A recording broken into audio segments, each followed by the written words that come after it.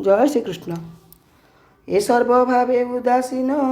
जे करे सेही महाजन निर्लोभ मन गृही दे करी भ्रमिम सबु ठाए संकल्प न भाविब मने गृह शरीर अभिमाने के करे हिंसा अहंकार के पुणी करे नमस्कार के अबा करे निंदा स्तुति के उपहासे बा हसंती अदृष्ट मानी अवधाने चित्त बोधिब सावधाने समय देखिब सर्व अंशे भेद न करी गुण दोषे चित्त न रधिए शरीरे जे किछि न बोले न करे ताहाकु बोलिब पंडित से आत्मारामे जड़वंत से जेबे एते गुण घेनी परमानंद को न चिनी सकल शास्त्र व्यर्थ तार केवल श्रम मात्र सार कुधेनु बांधी गृहे जेने निराश हंती क्षीर पाने दुष्टा भारी जा दोष देखी जे गृहे काम लोभे रखी सकल धर्म तार नाश नरके तार गृहवास जार शरीर पराधीन कुपुत्र कुचित बदन मना मन शुणे जे मुखे लोभे जे घरे धन रखे पात्रे न करे समर्पण कुमंती कुचित कृपण दुख ही दुखी से बोलाई उभय लोके सुख नाही मोर निर्मल जस नाम जेहबा अछि गुण ग्राम जेहबा पंडित इह लोके मो नाम नित्य भणे मुखे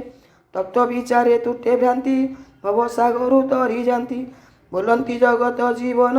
ए जगत तत्वगति ज्ञान जेहा चित्ते न धरई नानाभिमाने दम्भ बही कुचित कथागत नित्य नाना कुपथ मनरथ मन भ्रमाई भ्रमुतांती दुर्गम दुख पथ चिंती तुझे बे मन मोर देहे धरी न पारी माया मोहे तेबे सकल कर्म मोते समर्पी रह दृढ़ चिते सकल धर्म ए जगते भावी कहवा तो अग्रते मोहर जन्म कर्म नाम सत्य पवित्र गुण धाम आवर शुण अच्छी जेते उद्धव शुण शुद्ध चिते श्रवण स्मरण कीर्तन जे मोर धर्म आचरण ता समर्पी मोर पादे संसार तर प्रमादे ए रूपे उपासना कर निश्चय लभिबु मो शरीर साधुंक संग कर नीति लभिबु निर्मल भक्ति भक्ति करी शुद्ध चिते ज्ञान लभिबु तु साक्षाते ज्ञान संसारु हेबु पार शुणी उद्धव जोड़े कर उद्धव उवाच बोलो ई कृष्ण मुख चाही ओ नाथ कर मोते त्राई मुंतर चरणे शरण कहत भकत लक्षण किरूपे भकत को जानी भक्ति किरूपे प्रमाणी तु परिपूर्ण जे ईश्वर स्वभावे प्रकृतिर पर भक्ति करे तोते बस तार क्षण तो प्रकाश भकत हेतु तोर तनु तेणु भकत वाक्य मानु अनादि प्रभु भगवान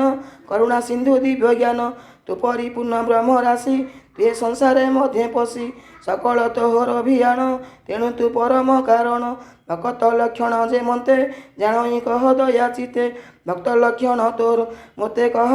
जणे खंड